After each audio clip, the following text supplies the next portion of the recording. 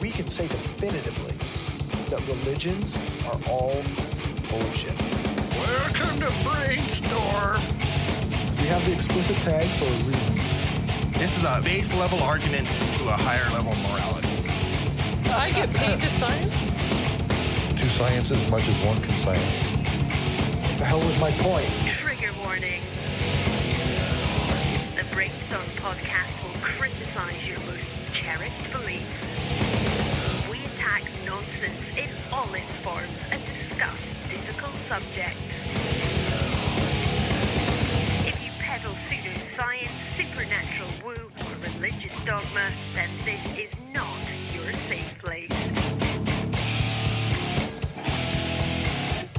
This is the home of hardcore skepticism.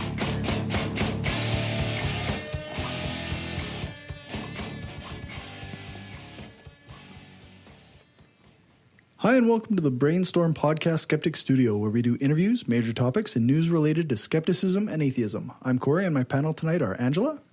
Hello. Lisa. Hello, you took my word. Leo. Hello there. And Renee. Hi there. With the always amazing Dave doing sound. I'm here.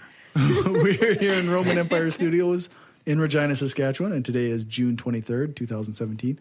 Our guest tonight is Callie Wright, host of the Gaytheist Manifesto and Queery. Thanks for joining us, Callie. I think this is the first podcast I've done where I can officially be introduced as the host of both shows. That's really exciting. That's cool. That's worth celebrating. For sure. So, I guess since we started off that way, why don't you tell us a little bit about your new show? Yeah, so anyone who listens to public radio, I'm sure knows like shows like This American Life or Radio Lab or Snap Judgment or the sort of narrative storytelling shows that take you through like a person's journey through a situation or through something that happened to them. And these shows are really compelling and really informative, and you learn things and you're entertained and you're captivated. And I know at least me, like I've been actually changed by some of these stories, by learning about people's life experiences. And I just sort of got to thinking, wouldn't it be cool if someone was doing that specifically for the lives of queer and trans people?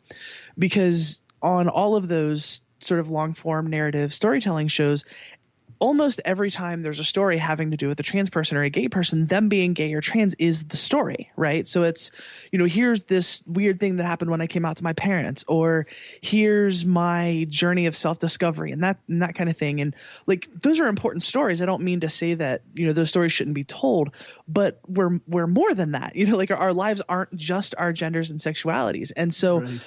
I thought it would be cool to do a show that's like, all of the stories that you hear are about queer and trans people, but the things that we tell, the stories that we tell are not necessarily dependent on that, So it's sort of the idea is that being queer, being trans is a lens that we see the world through, right? It's in the world that we live in, it's impossible for your life experience to not be affected by it in some way. So it's more taking these kinds of everyday situations and somewhat exploring the ways that being queer and trans makes us navigate these situations differently. But sometimes it's not even as deep and complicated as that. The last episode that I put out was just someone talking about, she thought she was in a relationship with someone and the other person didn't think the same thing. And it was just one of those really like, oh man, this is really cool. They're, sneaking into bathrooms and making out. And this is a really fun, like, oh, I remember being in high school and, making out and thinking I was in love. And then at the end, you just get punched in the face with like, oh, this wasn't what I thought it was. And it's like, that's a universal story, right? Totally. Like everybody goes through that.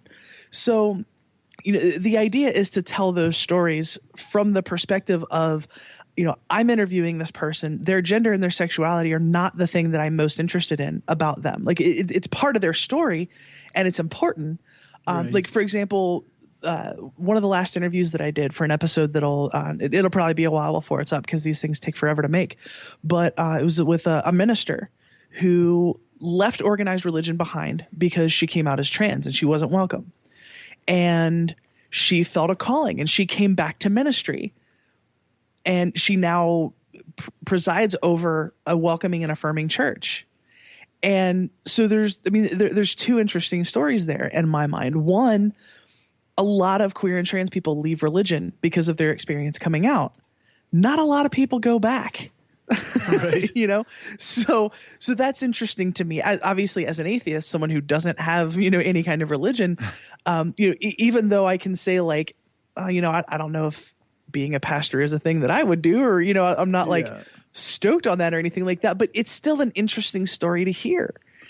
And so it's different things like that. Those are the kind of stories that I want to tell. And it's its own kind of activism, I think.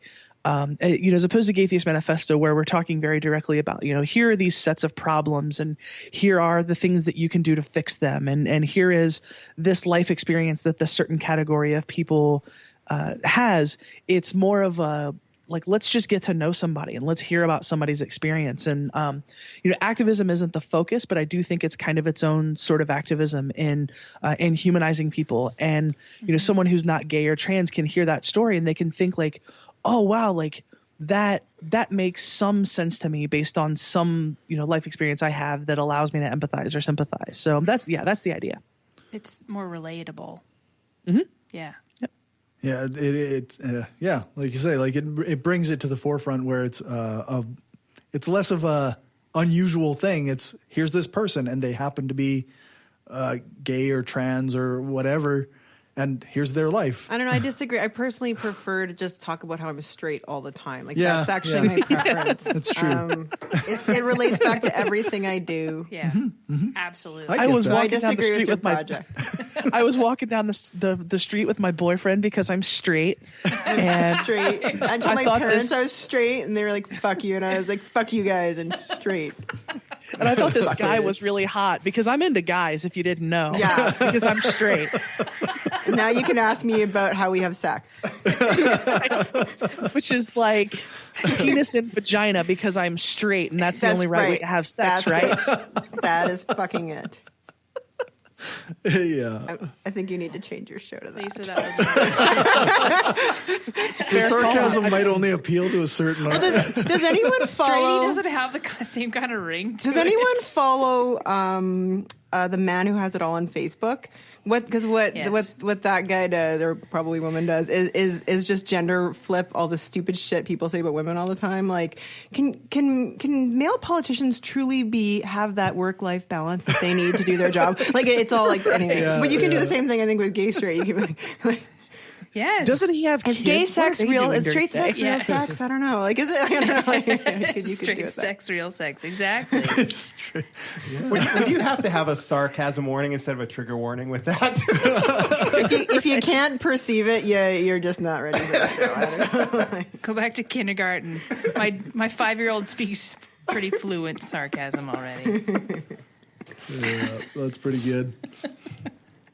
Oh man. So how many episodes have you put out of this new podcast, Kelly? 5, I Five? think. Awesome. It's my show. You would think I would know that answer, right? You're so busy with stuff, though. You're always doing stuff. Well, so on release day, I released 3 episodes, and yeah, I think I've released 2 since then. So yeah, so that would Okay. make sense.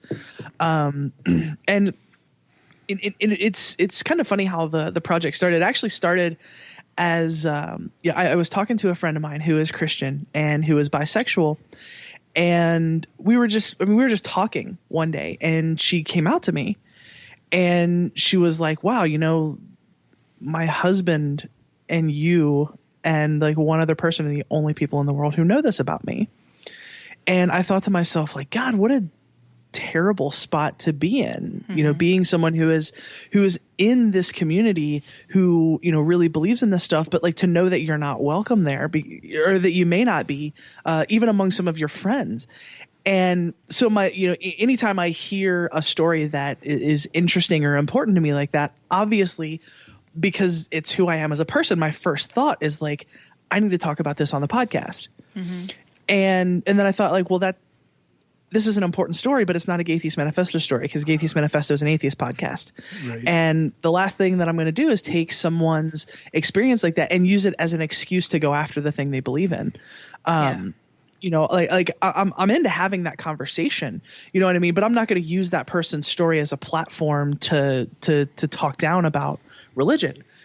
And so I kind of put it on the back burner for a second. And then, you know, I thought about another friend I have who is not Christian anymore, but was for most of her life, and how she was largely in the same position. And she had just come out as gay. She had just come out as atheist. She hadn't yet come out as trans at the time. And so I was thinking, like, God, this is like a really important story to tell. And that just kind of got the wheels rolling. And I was like, you know what? I think I'm going to do this other thing. And so, you know, I sat down for interviews with both of them, and I just sort of talked them through their stories and their experience. And, you know, and it just felt like I had something, you know, because a lot of times when people are doing those interviews, like, I'm coming from the perspective of, like, I know where you're at. Like, I'm not someone who doesn't know what it's like to be queer, doesn't know what it's like to be trans, interviewing you about that experience. And, I mean, in some ways that can be a liability, because I think there might be questions that some people have that I might not think to ask because I already know. Mm-hmm. So that may be kind of a liability, but I also think it helps to tell the more important story, because I'm not thinking about the sensationalism of surprise, you're trans, surprise, you're gay. Yeah. Like, and that's so often what those stories turn out to be. So yeah, and it's just been sort of become my second overwhelming, overriding obsession, like Gaytheist Manifesto has been for 2 years. I've only listened to one episode, but you're fired. The rest are in my queue. But it was the one with the person who performed their own surgery. Yeah. And that was a pretty intense one to listen to. Super intense. Yeah. Yeah. Well, and that was another thing where I hadn't told really anyone that I was doing this show yet. It was just, I was kind of formulating ideas and trying to figure out what it was going to look like, and thinking about, you know, who do I know that has a story to tell that I could start the show off with. And she sends me a message, and we were acquainted on Facebook. And she sends me a message and asks me if I'd be interested in having her on Gaytheist Manifesto to tell her story. And I was just like, whoa, hang on. Like, not for Gaytheist Manifesto, but I'm doing this other thing that I think this would be a perfect story for. Right. And because I feel like if so many other people told that story, it would have been something that was just utterly sensationalized. And I don't know that it would have been able to be, you know, empathetic or to paint a realistic picture of, you know, what was happening in this situation. So I thought, like, yes, like, this is so important to tell. Right. And and I just at the same time, I mean, I was captivated because, I mean, she's a good storyteller. First of all, like, yes. it was not a difficult interview to do. I had a list of questions written out, and I didn't have to ask most of them because she would just go from, you know, chapter of the story to chapter of the story to chapter of the story. And I'm like, oh, she's talking about the thing I was going to ask next. I can turn my mic off. Fine. Yeah. That's the best type of interview. Yeah, it was great. And so, yeah, you know, and just some of the other interviews that I've done, like, it just to preview some of the stuff that's to come. You know, I sort of in secret flew out to San Francisco to interview this homeless trans couple who, you know, living between truck stops in a van with their 2 kids, but they still do activism because it's that important to them. So, you know, they're blogging and they're doing advocacy in between trying to get short-term disability benefits and, you know, make sure their kids are taken care of. And, you know, it's one of those things where it's like, you know, I thought I was really into this whole activism thing, but then I think to myself, I'm just going to be honest and say that if I was homeless, I don't think activism would be anywhere near the first thing on my mind. No, that's right, eh? That one really, I mean, if I can talk about having listened to that interview already, it really resonated with me. Like, just the fact that they have essentially nothing, and they are so incredibly selfless. Like, they're happy to give their nothing away. And they're not. They're. It's just it's phenomenal to me that it's just a no-brainer for them. It's a natural thing. They want to help other people. They're not even thinking about the fact that they live in a van.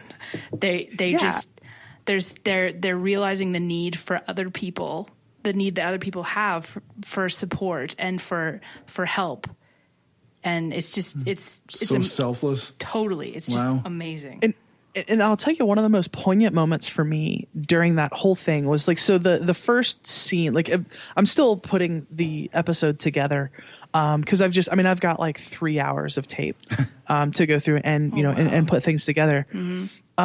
So like, I want to make sure that I'm telling a story that's compelling, but like one of the moments that was the most poignant to me and something that's definitely going to make its way into the episode was, so I meet them in this Burger King parking lot in middle of nowhere, California. And, we stand out on the side of the parking lot and talk for a minute.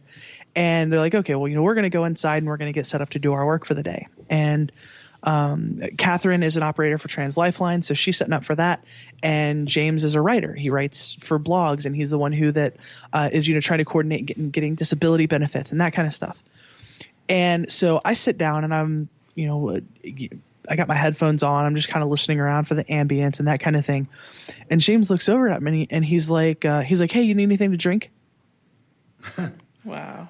And I was like, James, you understand, I just spent $300 on a plane ticket to get here. Like, I've got money. If I need a drink, I'll go buy a drink. Mm-hmm. You don't have the money to be buying me food and drinks. Like, what are you doing? Yeah. But again, that's not the way he thinks. Right. Yeah. He thinks this person is a guest of mine and is telling my story, and I want to take care of her. Yeah. And I just, as much of a good host or polite person or any of that as I think I am, like that really challenged me. Mm-hmm. And so, yeah, I mean, and other things like it really it challenged a lot of my preconceptions about homelessness. You think like they've got 2 kids. That's obviously a terrible situation. But, a significant part of my day with them was spent hanging out and coloring with their kids. We did a little bit of talking and stuff. And then, they settled in and that, they actually have work to do. So I'm not trying to get in the way of that.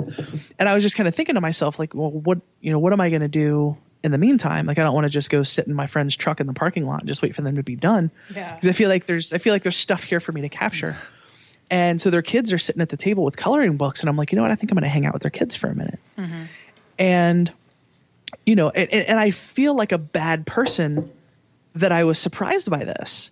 But I mean, they're just the brightest, intelligent, kind, considerate kids. Like, they were awesome. Like, they were drawing me pictures and they were like, making suggestions for what I should color certain parts of the pictures. And we were just having conversations about life, and they were telling me about their favorite cartoons and stuff like that. And I just feel like,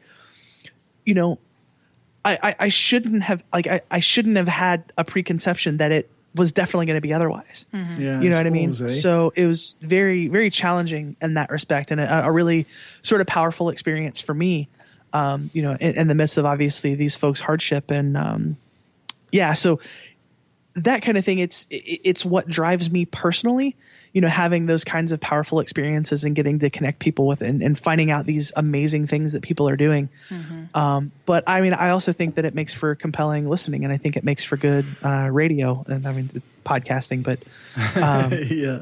So I mean, that's just, it's been my obsession, just finding these stories and finding out good ways to tell them and having people hear these things, because I think it's so important. Definitely. Yeah, I gotta say, like the episode that I listened to was easily on par with shows like Revisionist History or S-Town. Like on production level, like it sounded as good as those highly produced shows. So that is high praise, my friend. Thank you. I mean, I have spent more money than I care to admit on gear, and it helps that I have an audio engineering background. So like, yes. that's helpful. But I mean, thank you. I mean, that's what I'm going for, because I think, There's a threshold. I don't think you have to spend thousands of dollars on gear to make a podcast that sounds good to listen to.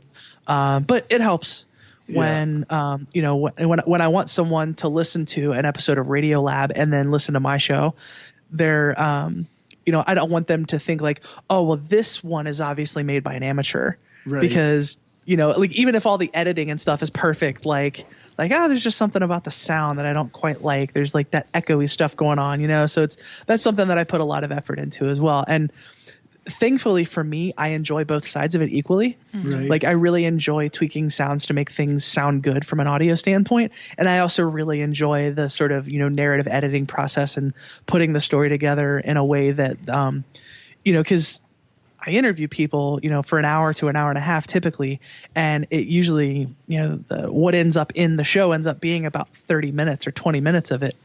And, the idea is to make sure that I'm telling the story in a way that's respectful to the story, without overwhelming people, but also without taking away from the importance of the story and the meat and the substance of the story. So it's, I don't know that I'd call that challenge fun, because it's not exactly fun.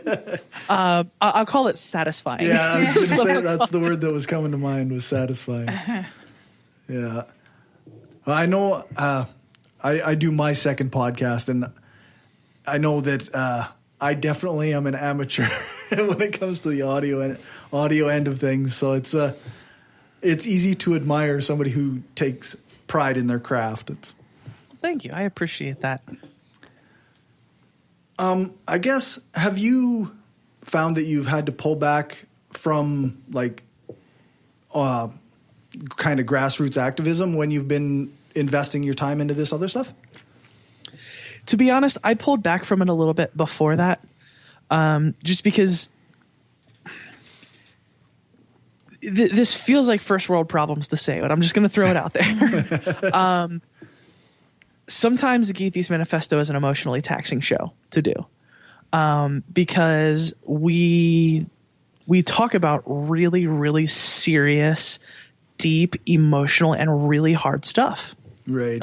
Very often. And that's something that I actively worry about a lot of times. Like, I don't want to just beat people over the head with awfulness and seriousness, because I feel like people are going to stop listening. But one, I feel like it's something that we do well. And two, it's something that I feel is worth doing, because those things, I mean, obviously I wouldn't do it if I didn't think it was important. I didn't think people needed to hear it. So, doing that over and over again in this political environment, and then turning around and doing the sort of real life activism stuff, to be honest, it just got to be a bit more than I could handle. And I just wasn't really in a good place. And I kind of had if you'll excuse the phrase, I had sort of a come to Jesus moment. And I was like, something's got to give here. I have to step back from something.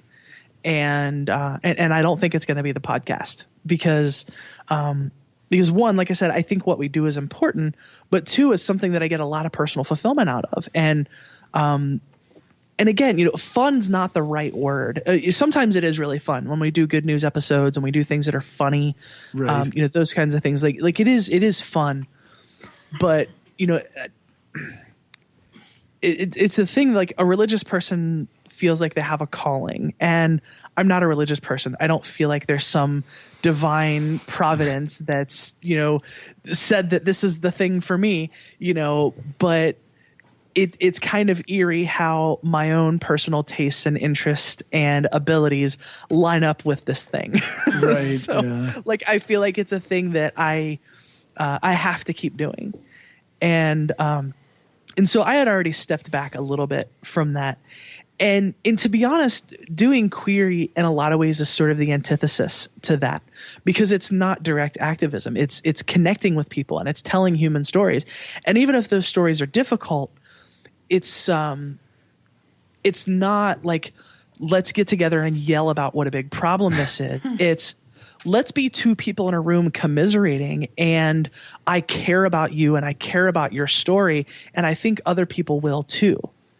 And so it's kind of a different dynamic. I'll give you another great example. I'm kind of giving away all of the episode topics. It's fine. I went to Alabama recently where I recorded the episode with Zandy that I recently released about the sort of jilted lover story.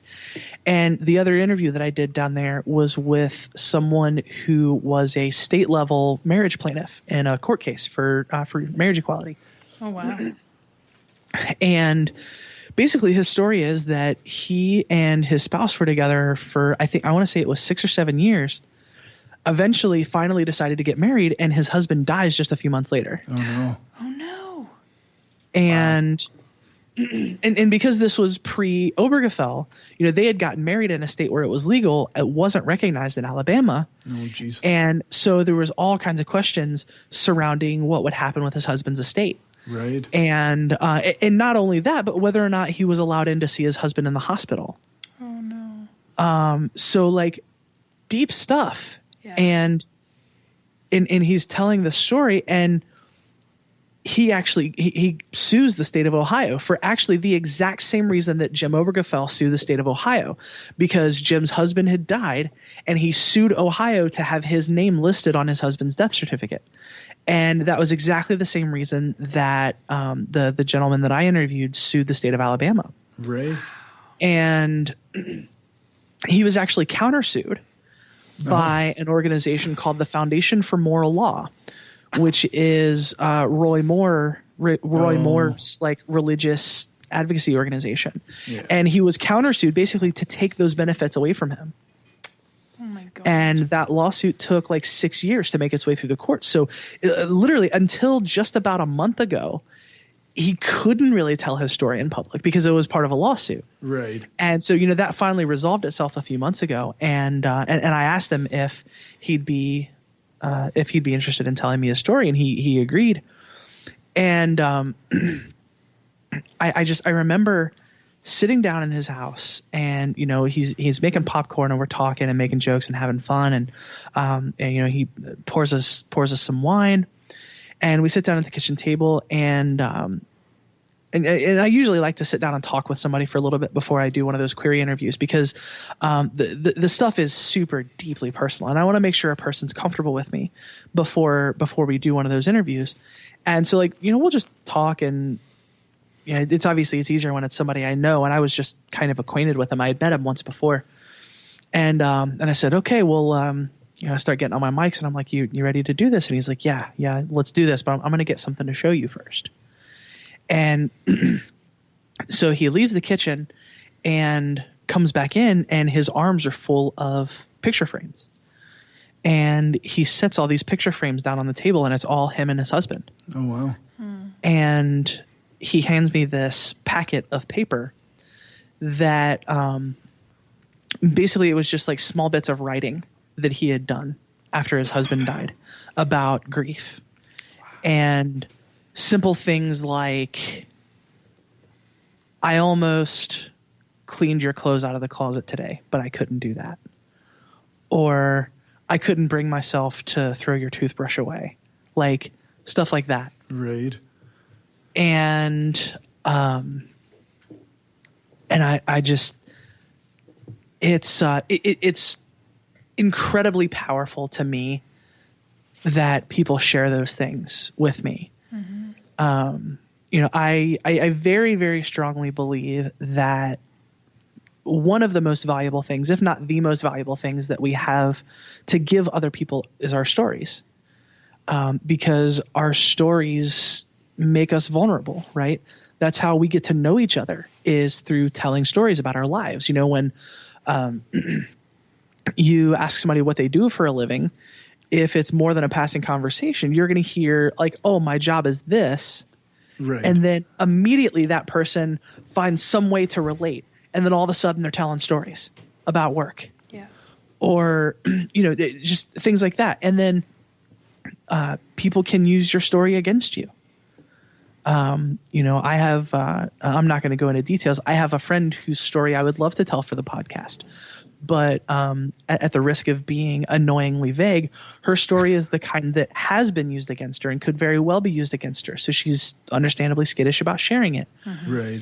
And And so it just feels to me like, given who I am as a person and whatever interpersonal skills I have, I feel like that's the most important thing that I could be doing with my life is collecting people's stories and giving them some sort of voice and some sort of platform, if that makes sense. Totally. Yeah, I think that if anybody's the good person to do it, it's you. Sounds like. Oh, thank you. It's just it's so weird because I have never thought of the Gaytheist Manifesto as a creative endeavor, right? And right. Really? Obviously you're creating something, so it is. You know what I mean? But I think of the Gaytheist Manifesto as activism. I don't think of it as creativity. And maybe it's problematic to me that I even see a difference between those two things because they're very obviously intertwined with each other. But it's definitely a difference in mindset for me. Because I'm thinking more about, narrative and what's an interesting way to frame the story and that kind of thing. And, instead of just saying, well, this thing happened, then this thing happened, then this thing happened, and this is why it's important. It's more thinking of like, is there an interesting way that I can frame this that makes it feel and sound more important to people? Like to give you an example of that thought process, I'm going to do an episode of Queery about my upcoming surgery in July.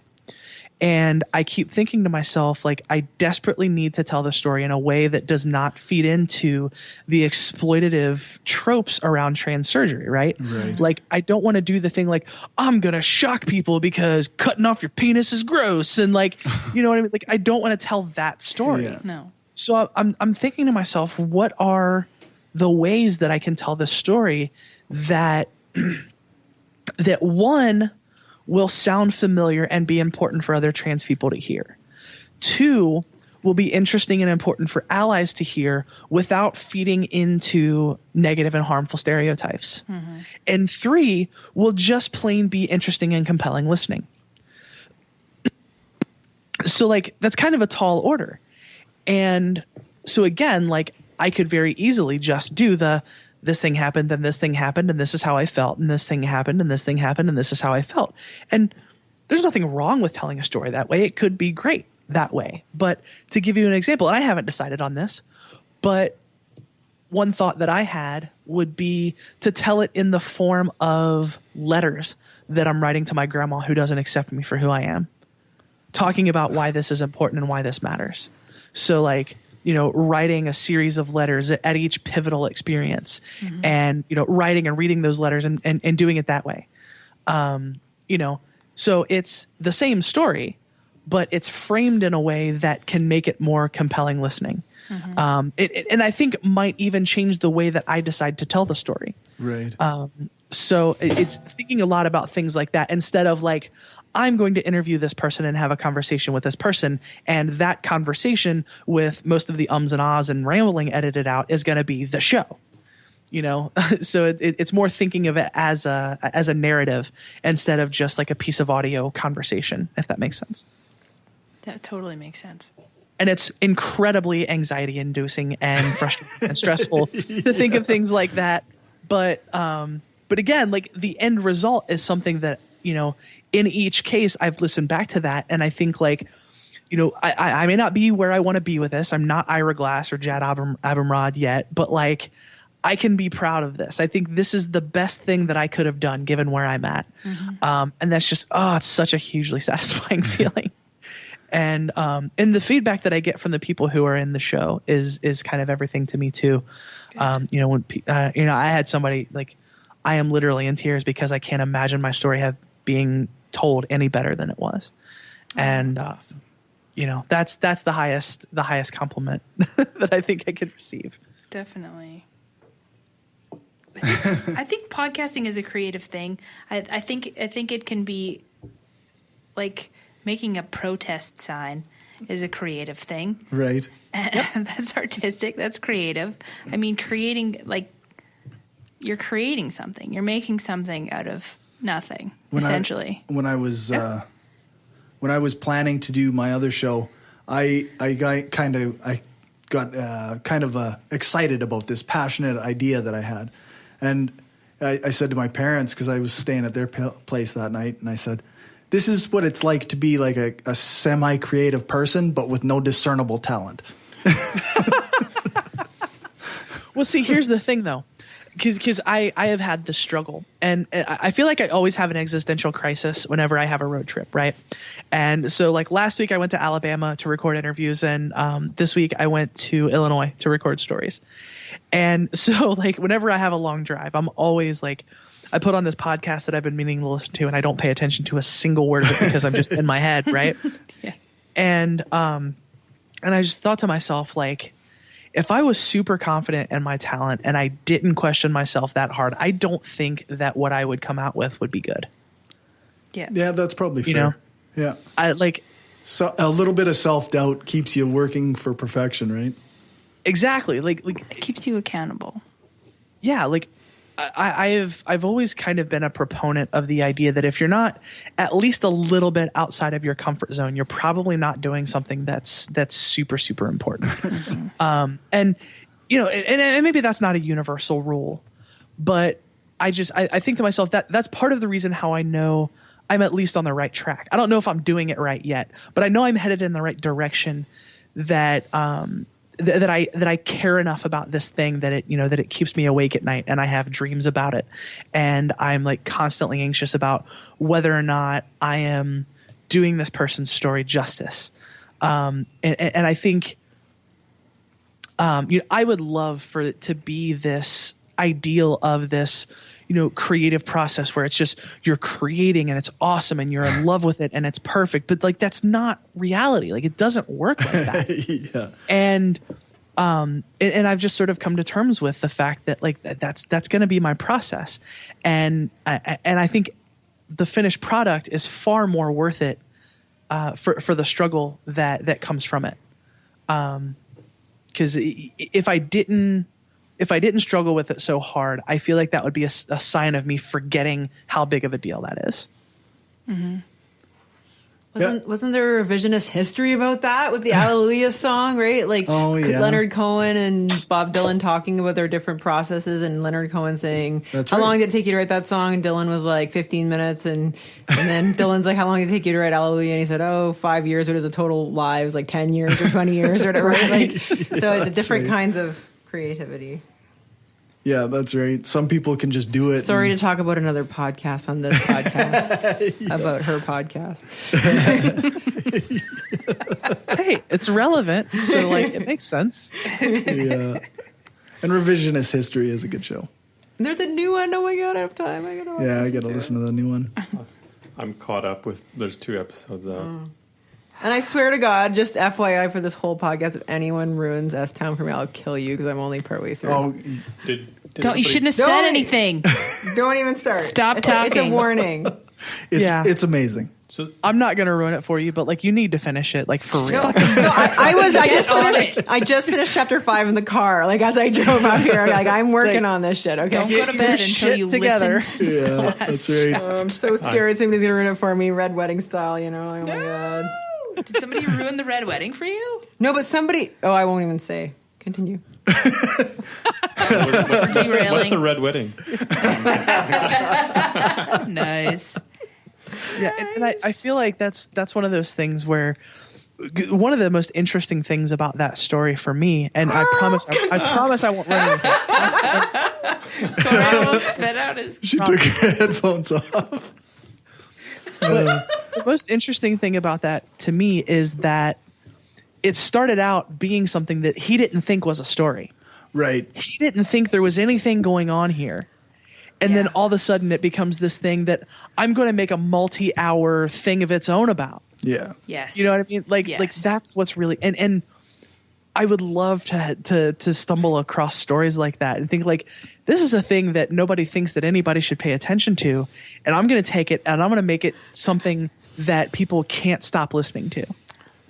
Yeah, and I think along those same lines, I loved how he was willing to follow little things. Like so it was just if somebody said something, he was willing to talk to multiple people and to back it up. Yeah, just ask them about something that seemed trivial to the main story, but added to the whole complexity of the story. Definitely. And that's like, if there's a thing that I struggle with, it's that, because I'm a people person. I have an overwhelming need to be liked. And a lot of times you don't end up getting good tape that way. Like right. you have to challenge people, even if this person is telling me their story and I am 100% where they're at. To make it a compelling story, I have to ask them challenging questions. I have to be the one that's like, this doesn't make sense to me. I don't believe that this is a thing. Tell me why this is a thing. Yeah. And that's when they really get like, no, this is a thing. Like, and it becomes emotional and you get involved. And like, that's something that's like, if there's a thing that I struggle with, it's that, because I just want to keep being like, oh my God, this is super interesting and important. Mm-hmm. Tell me more. You're and an yes, amazing person. I agree with you. Yeah. And like, and I really, really have to learn to sort of quell that urge and think about, it's really hard because thinking about like, I'm a person who is here to get compelling story for a podcast. Yeah. I'm that first, and I'm there to become that person's friend second. And I feel like my urge is the exact opposite of that. So yeah, that's a thing that I'm desperately trying to work out of myself. Are you one of these Oprah Winfrey types who can get people you don't know that well to really open up to you? Like I sat next to a guy on a plane, Walters? like Barbara Walters. I sat next to a guy on the plane the other day, and I like told him my life story. Like he was just like, "What's wrong with me? Oh my God, you're one of those people. I hate you people." But as somebody who, go ahead, Callie. Oh no, sorry. Go ahead. You started and I interrupted you. I was going to say, as somebody who worked in a coffee shop for 7 years, the overwhelming repetitive thing was that it is amazing what people will tell you if you let them. If you just listen. If you just listen, if you just let people talk. Or you ask them, you prompt them, why was that? Yeah, and I mean, like I found out some really crazy shit from some really people that I thought that wouldn't have done that stuff. You even got yourself a spouse. I did. I got myself a spouse at the coffee shop. And here I thought that was thanks to my boobs. No, it had nothing to do with it. I thought it was just bartenders that were unpaid psychiatrists. It's listening and baristas boobs. too. Yeah. Listening and boobs. Yeah, that's key. That's you good have stuff. both like of those, that. Callie. I do. It's amazing. The key to success. And that's, I do this like when I'm having a crisis of confidence or a crisis of self-esteem or anything. Like I try to think really hard, like, what do I like about myself? And one of the things that I like about myself is that I seem to inspire trust in people. And that's something that I take it deadly seriously, because that's something that can very easily be used to hurt people, even unintentionally. Yeah. And I mean, so many people, but I mean, even on, just Gaytheist Manifesto, but especially with the interviews that I've been doing for Queery, I hear people say like, wow, I have never opened up like that before. Or, you're the second or third person in my life who I've told this entire story to. It's very disconcerting for those of us who get taken aback by you people. Like, we're just like, why am I telling you everything?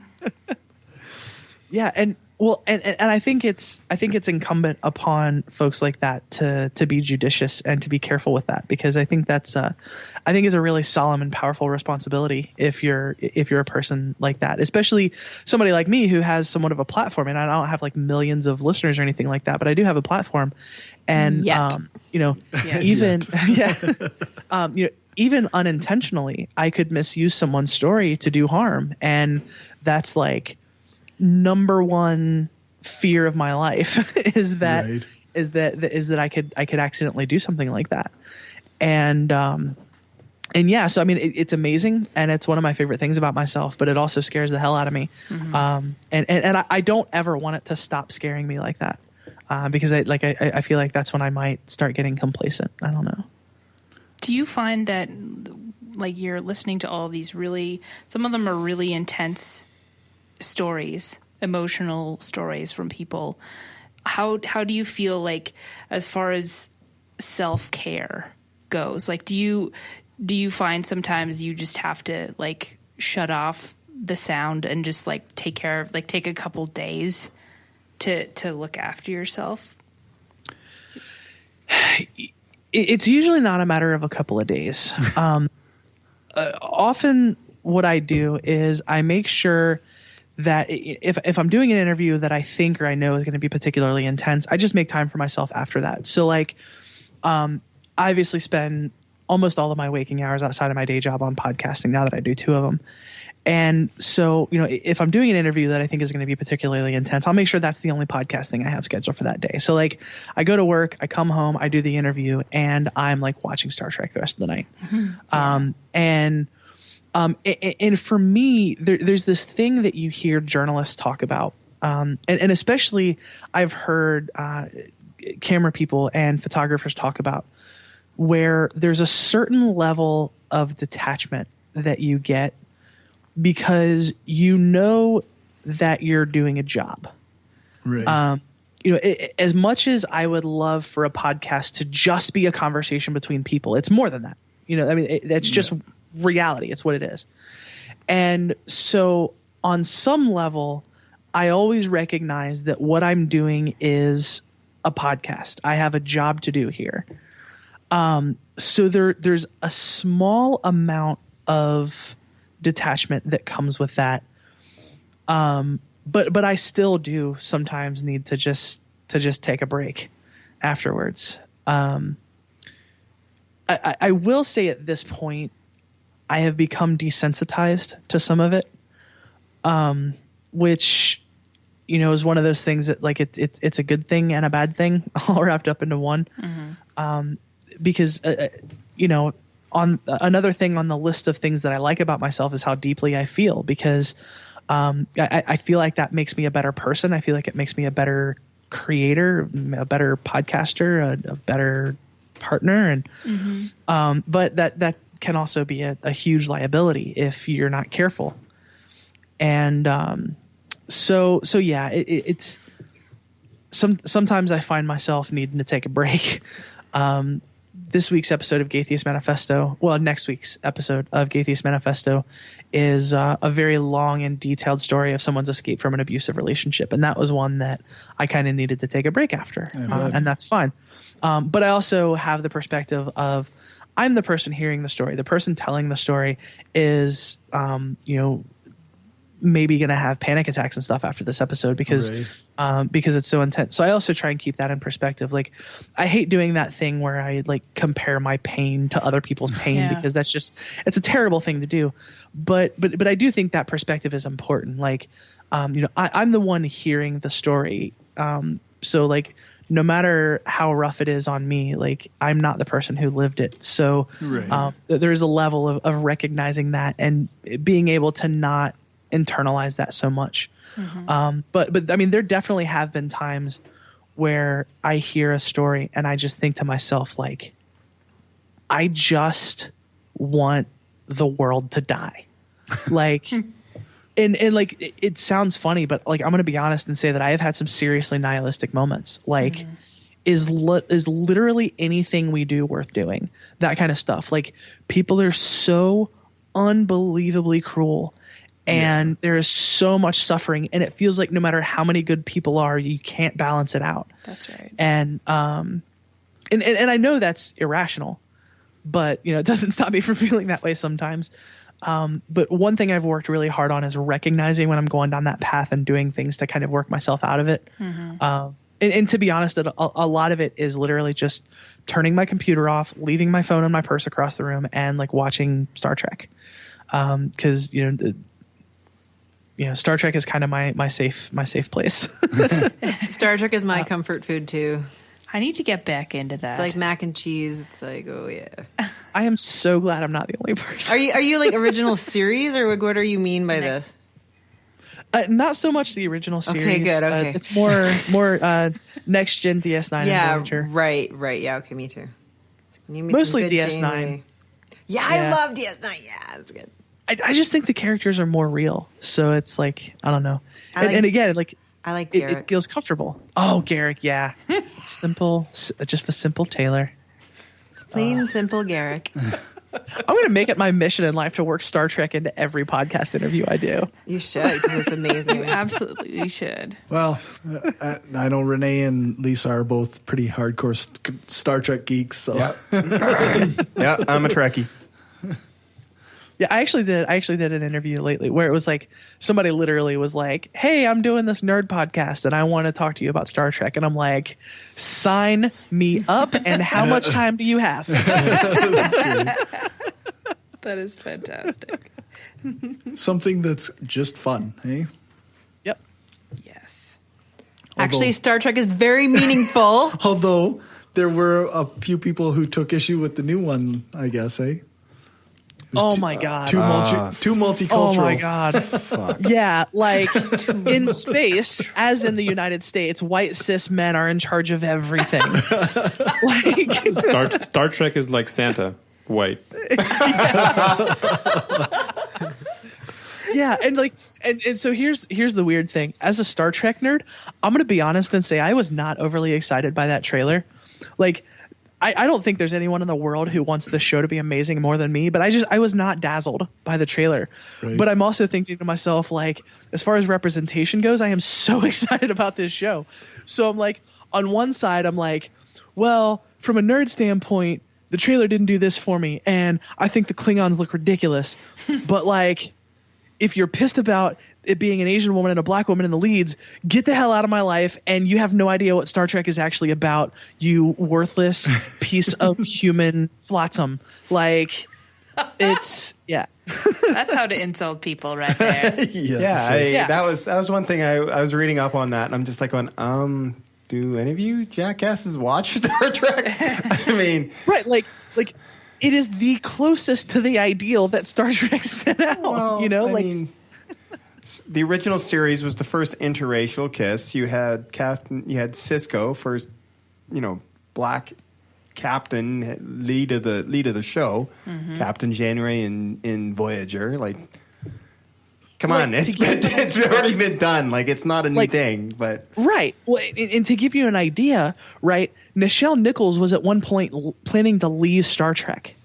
And she was talking about this to somebody, and somebody taps her on the shoulder and says, you can't do that. She turns around, and it's Martin Luther King. Yeah. Oh, geez. And he's like, there are no positive representations of black people on TV. You can't leave Star Trek. And that's why she didn't leave. Wow. And, and then, like, and I'm going through, especially DS9, there were a couple of instances of it in Next Gen, but, like, subtle references to things. Like, I was just watching this episode where they take a vacation on Ryza, and Worf is really pissed because everyone on Ryza is having a good time, and Worf hates it when people have a good time. And I know that episode. And like he goes with his wife Jadzia. Yeah, and he thinks that Dax is messing around with one of the ladies that runs the place, and he's not pissed because it's another woman. He's just pissed because it's somebody else. But wasn't she in a relationship with him when she was in a previous host, or with her with Vanessa Williams, right? Yeah, it was Vanessa Williams. Yeah. It's a good episode. Yeah, they hinted at it, but they didn't really say it specifically. There was another episode where they refer to a man being pregnant, and they're excited about it. Yeah. Like, they don't act like it's a weird thing. There's an episode where Dax meets with someone who has a host that had someone she was previously married to. They fall back in love, and they kiss. Nobody gives a crap that it's two women. They're just worried about this Trill taboo that means that, like, oh, you're going to be ejected from Trill life. You know, it's like, this is a very obviously queer storyline, but nobody mentions that. Yeah, but correct me if I'm wrong. I believe that was that the first gay kiss on TV? I believe it, because this was 90s. This was mid 90s. Yeah. Right? I remember that being a thing back in the day, that this was the first, like, Jadzia kissing her former wife. Yeah. I don't want to say I don't know if that's true, but I remember it was certainly one of the very early examples of it. It probably would be a very early example, but I don't know if that was totally true.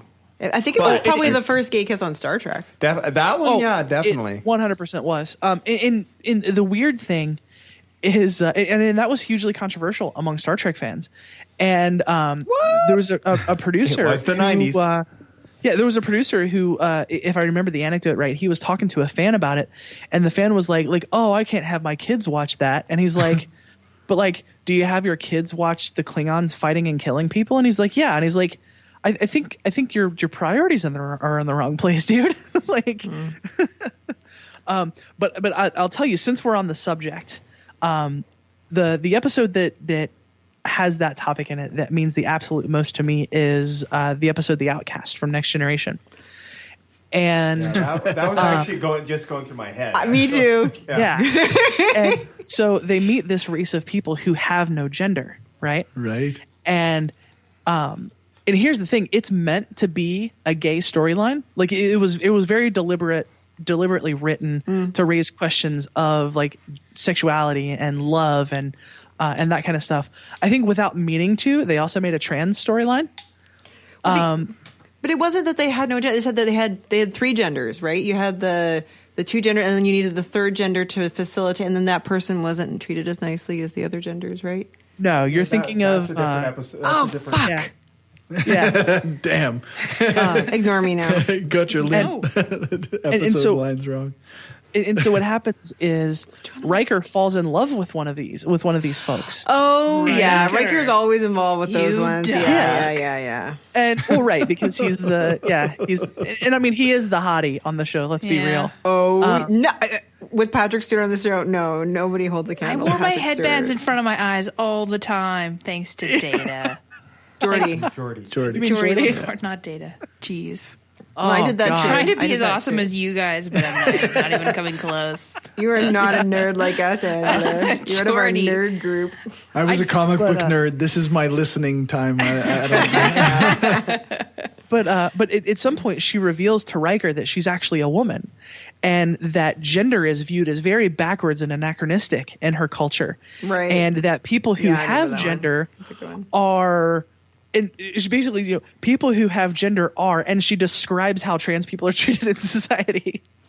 Wow. And like, they have all these kinds of awkward questions about like, well, who leads when you dance? How do you reproduce? What are your relationship dynamics? It's like all of the same stuff that trans people get asked. Wow. And I'm going to be honest and say, I don't think that was deliberate, because if you read the commentary on the episodes, it's all about the sexuality aspect of it.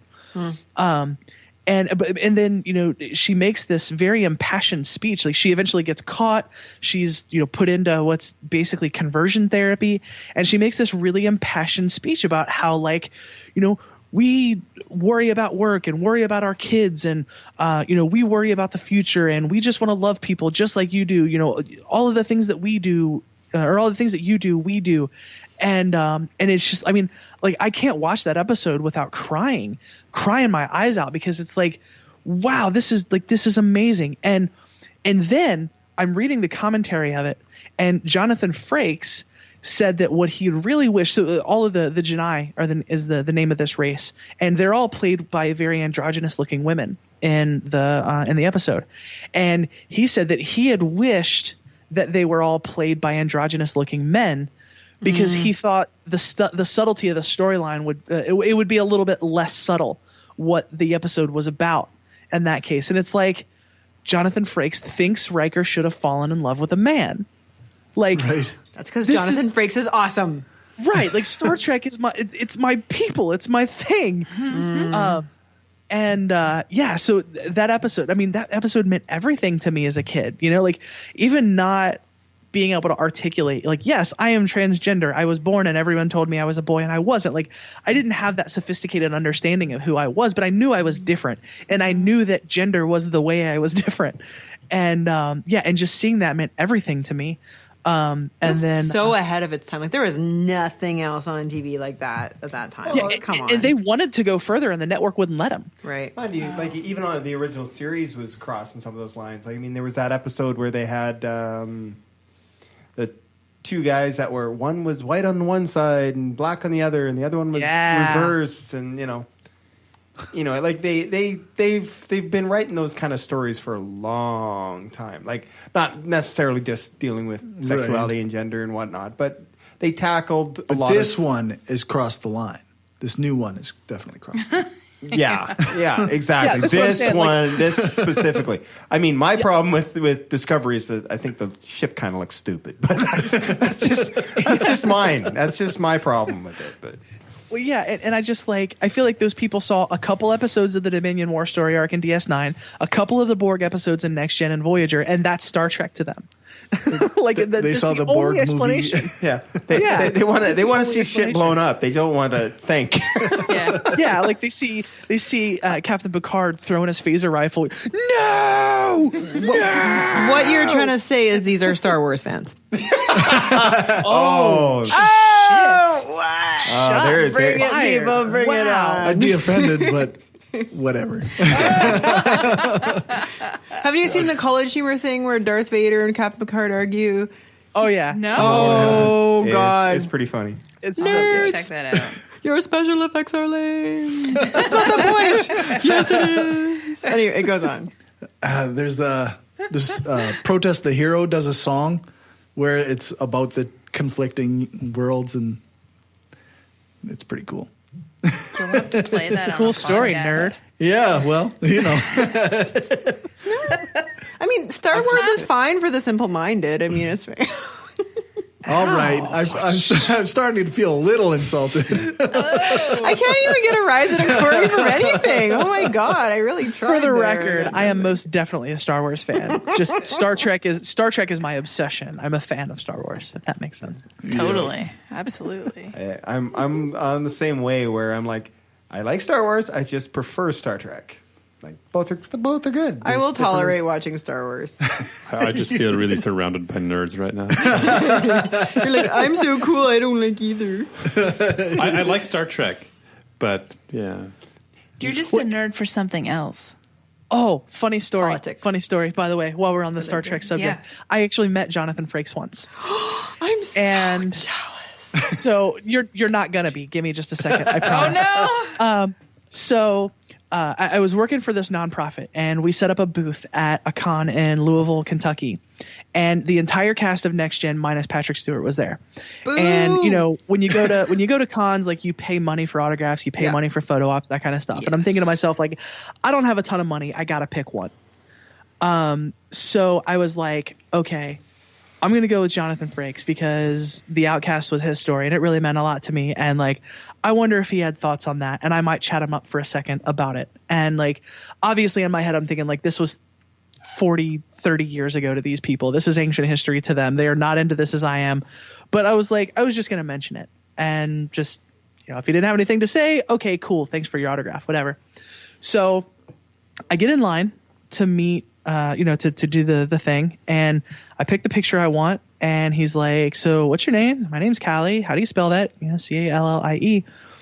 And so as he's signing it, I open my mouth to start talking and just lose my shit completely.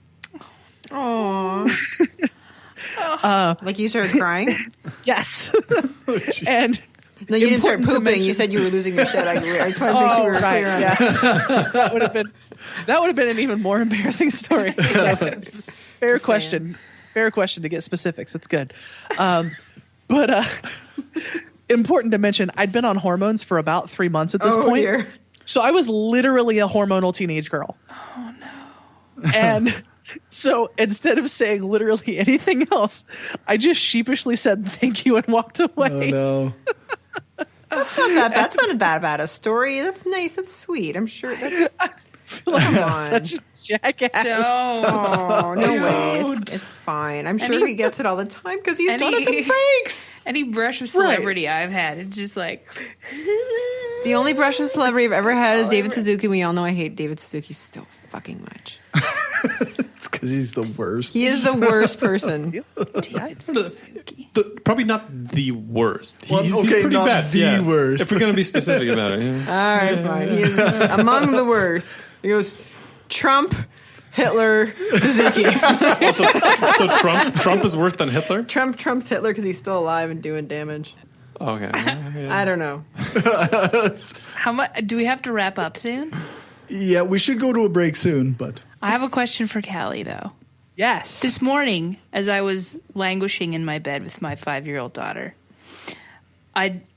she said something to me. She said something to me about feeling like a boy, and it made me think. And I mean, with Pride Week having happened here and stuff like that, and me desperately wanting to be, I want to be an ally. I want to be teaching my child the right way to be open and to, you know, to understand that love is love and be who you want to be. It doesn't matter.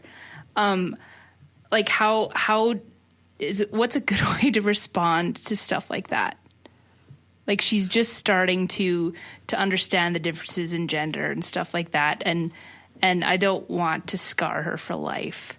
Yeah, that's fair. That's a good motivation. Honestly, I think in my experience talking with kids, and I'm not a parent, but I have spent time talking with kids and even really young kids about things. I think kids are super intuitive and super smart. Definitely. And I think if you give them space, they'll tell you what's really going on a lot of times. And so like if somebody said that to me, my response would probably be, well, what do you mean by that? That's what I did basically. Yeah.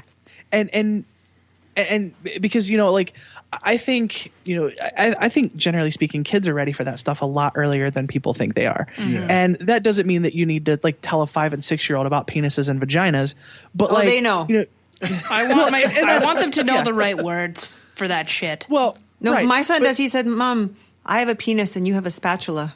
Oh my God, that's amazing. It is amazing. It's actually true. I do have a spatula. I have multiple spatulas. Sorry, I interrupted you. Keep going. It was a good story, though. It's lightening the mood that's a little. Great. Good.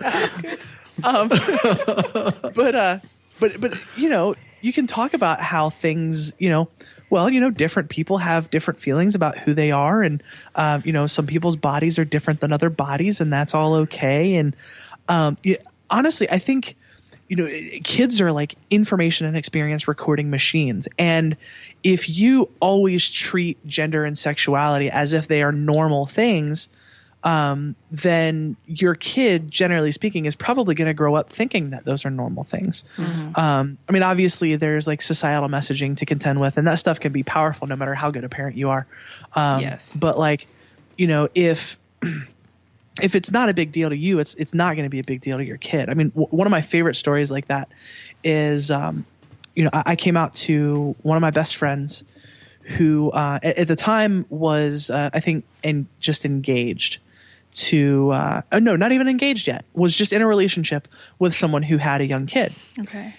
And so she was explaining my situation. Because he lived on the street behind me at this point, so I was over there all the time. Okay. So they were just telling the kid, like, you know, here's the thing that's happening, and his response is just brilliant. So basically, he goes, "Okay, so I call her she now. Her name's Callie now." And his mom's like, "Yeah, like, okay. I just don't know. I just don't want to know what's happening with her penis." That was literally the entirety of the conversation that needed to happen. Wow. Around that. Like, you know, and that's because to my friend and to his now wife, girlfriend at the time, those things aren't like normal, weird, big deals. You know, yeah. It's just like, oh, hey, this is this person, you know, this is a change that's happening. Mm-hmm. Just so you know, right. You know, you treat it like it's a normal thing. You don't send the signal to the kid that this is a thing to freak out over. Yeah. Mm. Yeah.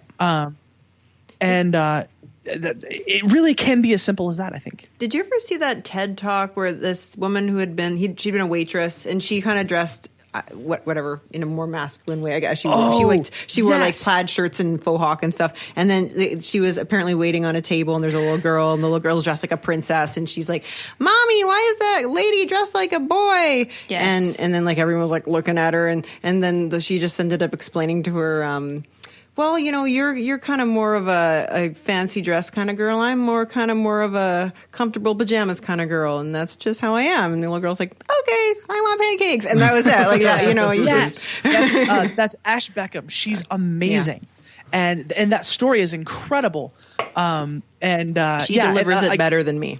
Yeah. You summarized it well, I thought. It was succinct. Yeah, probably inaccurate.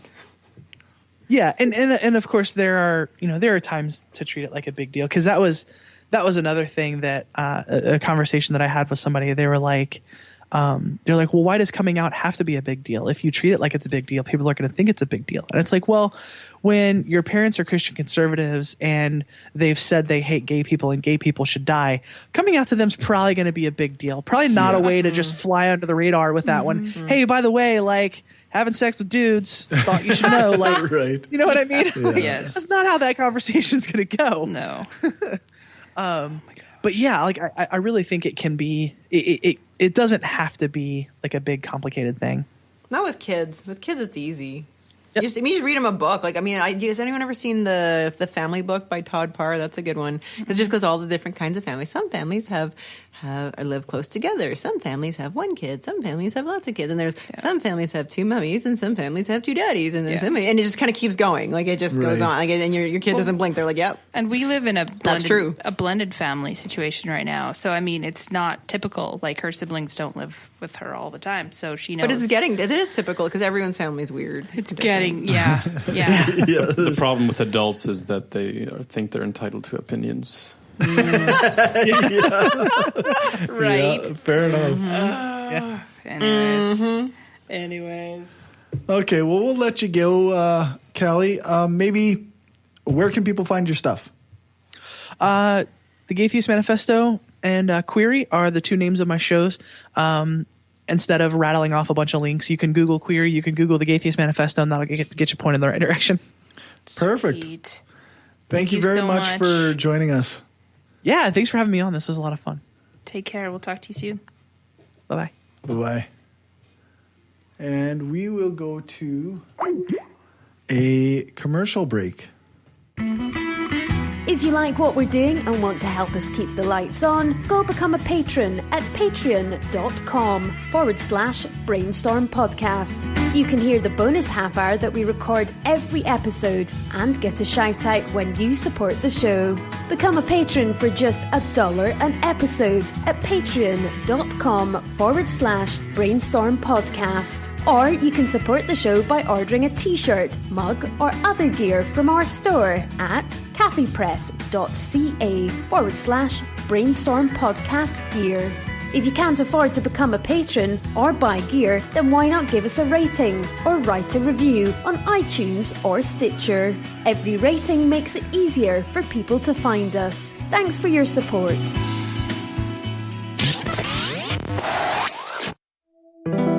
We are given one life, full of billions of small and large decisions. To be somebody, to change, to be kind, to give hope, to become a better person, and to leave a lasting impact on this planet. It is a decision to be made every single day while your heart is still beating. We've made our decision. Absence of clothing. Atheist and science-based apparel and merchandise, donating 50% of our profits to charity. Look good and feel good, without God.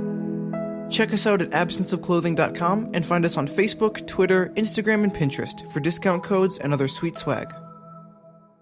Use the code BRAINSTORM at absenceofclothing.com and get 10% off.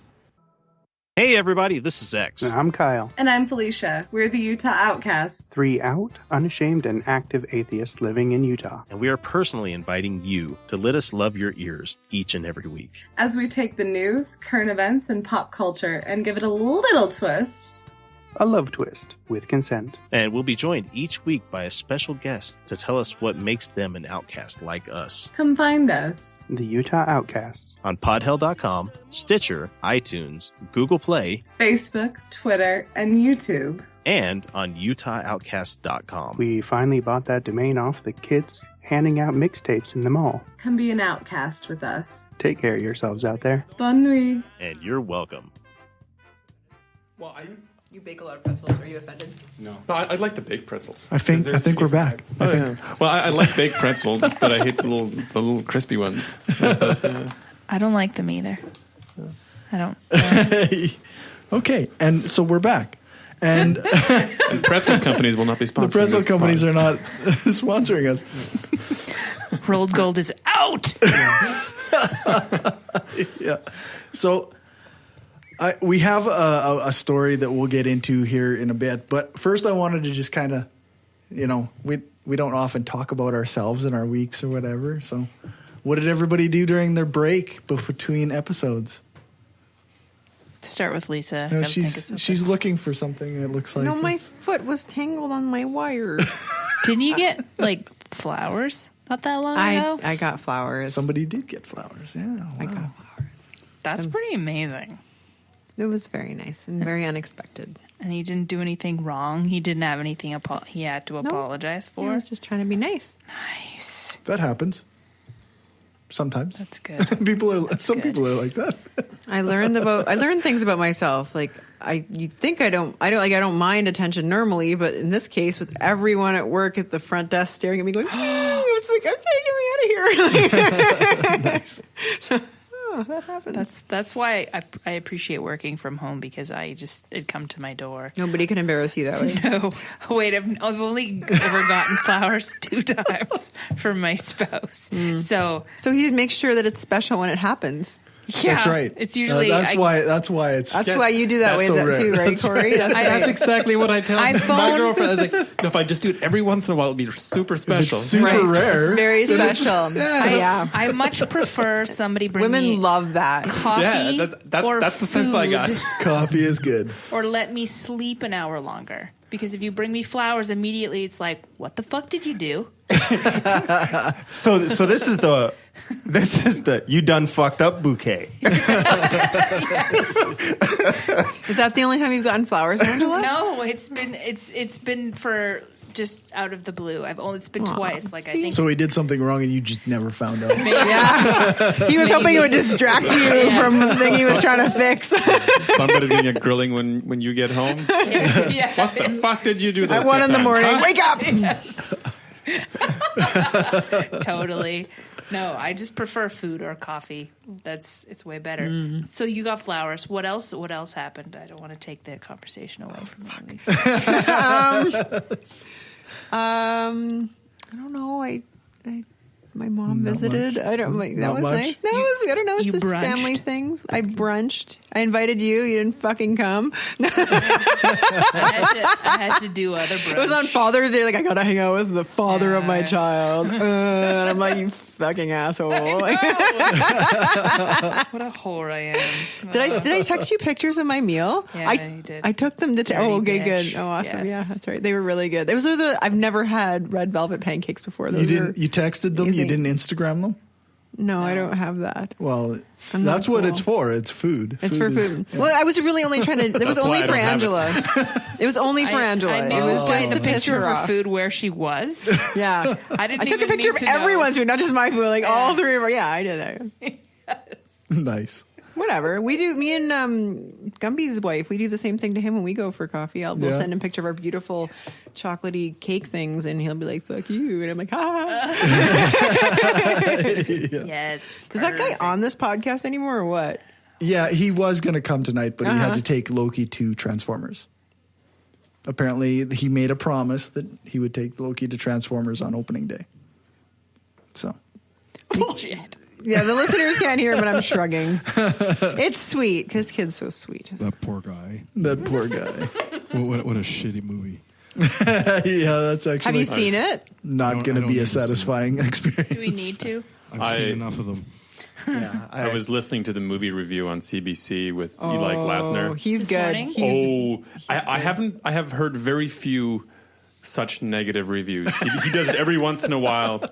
But really? He basically called it like a 2-hour-long shitty trailer with no storyline. Yeah. Like So a Michael Bay movie. Yeah, that's right. Like every Transformers movie? I mean, honestly, none of them were that he good. hesitantly Other gave than it the 1 first star one. The first out of one was 5.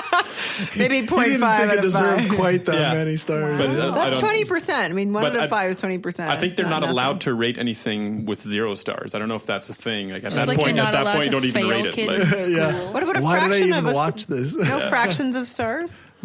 I don't know. Well, they don't. I think they do just half. I guess they do half Could stars. have been a half star. Yeah. That's a 10%. So he gave it more than a half So star it was then. bad. Yeah. So Okay. that's something. Well, so he's suffering tonight. Yeah. Don't be suffering. Yeah, that's right. Yeah, that's right. He was quite worried about disappointing me, and I said, "Don't worry about it. Yeah, you disappointed me. We forgive you, Gumby. He's not listening. He doesn't fucking listen. I know. That's Renee, true. what were you up to this week? Renee went camping. Oh, good for you. Sort of. Sort of. Like laying in your bathtub. Like I don't know. No, it was a case. Glamping? It was no. I was told that's what I should do, but no, it was a case. It was a case of I was in the middle of nowhere, so the hotel options were basically Bates Motel, or the hotel with cockroaches. Yeah, or attempt camping for the first time since like 2000. So that's what I did. And how did that work out for you? Apparently I didn't inflate my air mattress enough.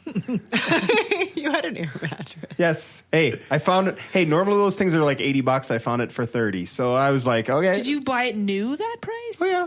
Nice. Yeah. And and then if I camp again, I need to upgrade my sleeping bag because I kind of woke up kind of cold.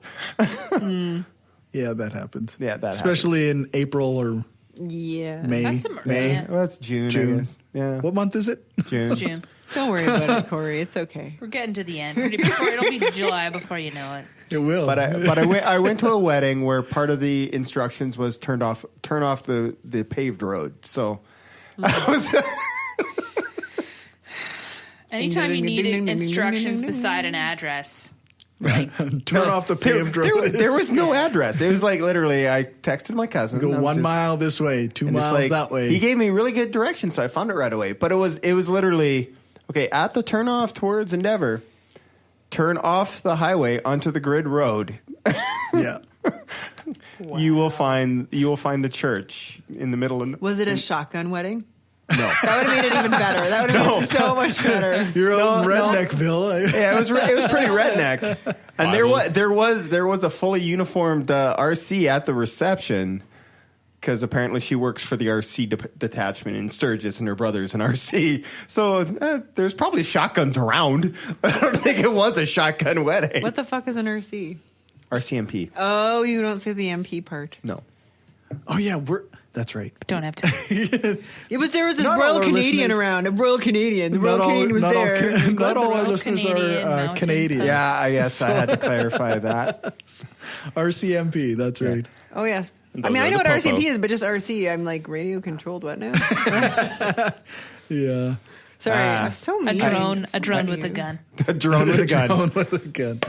Yeah. My caffeine is kicking the fuck in. I was really tired when I got here. Now this 24-ounce thing is Good morning. helping. Good morning. Perfect. So mine is starting to kick in as well. Awesome. What were you up to? Second wind. Oh, what I was up to? Oh, I haven't been on the podcast for a month now. Yeah, you missed last time. I missed last time. So I went. Speaking of weddings, I went to a full-on Indian wedding. Oh, nice! Those are the best. They're so delicious. No, but Hindu temple and everything. Nice. It was so delicious. all done in Hindi. So 3 hours of not understanding a word. But it was still fascinating. It would be. Loved it. The beautiful clothing and the food. They feed you before, they feed you after, they feed you. They just wow.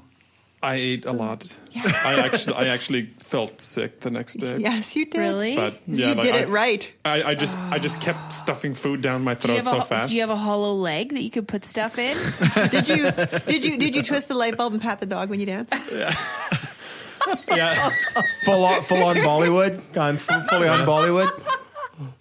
But yeah, it was definitely, the reception was just like the ending of a Bollywood movie. Yeah, I know, because they're so awesome. For real? Indian weddings are the best. For real. Were they all in sync? Were they all dancing synchronized? No. But the music was, and it's colorful. And there was a little bit like the wedding party people, like the kind of the friends of the couple. Wow. Like they did kind of NSYNC stuff, but then you had all the older fuckers who didn't follow any of that. I need to make some They do what they friends. want. Yeah, but interesting. I didn't really dance that much. I was just watching people dance because you had all these different people with all these just weird dance moves. That it was just fascinating. I bet that was a lot of fun. That I sounds thoroughly awesome. enjoyed it. It was like an all day shindig where It's a commitment. It's a full day commitment. And also, I found it fascinating just all the little ceremonial rituals that they do for the actual wedding. You know, like walking around the altar 3 times and you sit down and you burn a little incense and then you take a flower and then dip it in something and then burn that and then walk around the I guess it's not a priest but the religious figure who is conducting it. but just 3 hours of endless. So you're as a religious study nerd, you were big time nerding out. I was fascinated. And I was trying to be as respectful funny. as possible, just like kind of sit there, but try going to one of those after a few anthropology classes. Then you start going, okay, this is the liminal phase of the ritual. But I got completely lost after a while. Like after 3 hours of it, it's like a Bollywood movie. Yeah, it was, but half the length. Yeah, but they had an interesting. First, they did a whole ceremony. Like half of it was just a ceremony with the parents of the bride, and then the bride and groom were nowhere to be seen. And then the last half was with the actual couple. Wow. So the first half was what I guess was kind of the giving away of the daughter or something. That's what I assume it was. Right. And then the last half of that was actually the joining.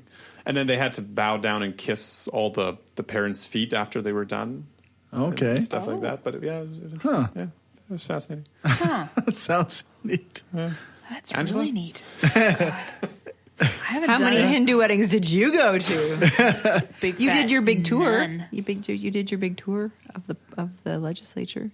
Yes, that's right. For Father's Day, my husband wanted to go it was kind of an impromptu thing. We decided to go to the lake and walk around, and then we found ourselves at the legislative building, and we went inside, and sure enough, there was a tour starting in 15 minutes. We just hung around, and we took a tour like tourists, and we went around, and my daughter stole a show. Because the tour guide said, okay, guys, just so you know, if anyone has trouble with stairs, there's lots of stairs at the tour. We could use an elevator. And then my daughter, raises her hand and says, well, I could use an elevator. But she's 5. She just wants to push the buttons, really. More than she anything. just wants she to was use tired. an elevator. She was just tired. Yeah, 10 steps, and she's fucking done. It was really fascinating, and I found myself... I typed out a long, thoughtful post on Facebook because I just felt really like the building is so beautiful. There's 32 kinds of marble in that building from all over the world, some of which is extinct and it doesn't exist in the world anymore. And it's just such a beautifully crafted building. Like there was a 17-year-old master carver that did the wood carvings in the actual legislative chambers. How can a 17-year-old be a master carver? I don't know. He came over from England. His tools are still in there. And it just was ridiculously fascinating to me that a 17-year-old was a master carver. And the hall, the library with all of the books, and they have the Confederation table there and stuff like that. And it was just ridiculously, it was humbling to be there because it was so beautiful. And I just wonder how much the people that work there, the government that's currently there, how much I was going to ask, did they realize? Did you see Brad Wall putting the for sale stickers on everything? Yeah, that's right. It's just too bad it's a government building. It's just and the man it should be privately owned. Exactly, the man that had the brainchild for this building, and it's the biggest legislative building in the country. Is it? Provincial one, I guess. Provincial. Yeah. And just because are we compensating for something? You wonder, right? Or GDP. Yeah. Credit rating. We don't have any hills. Here, have this. I don't know. Yeah, here's this big thing. It's like the equivalent of truck nuts or something like that. Yeah, that's right. Yes.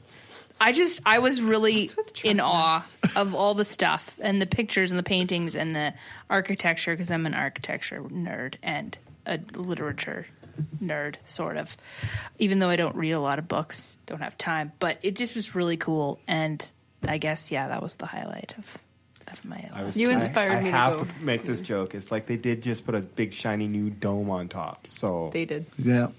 Is that like a helmet? Take it for what it is. Take it for what it is. You make your own joke. Yeah. Read it into it as you will. That was good. I'm going to be thinking about that. Oh, jeez. Maybe we should call this show Legislatures and Penises.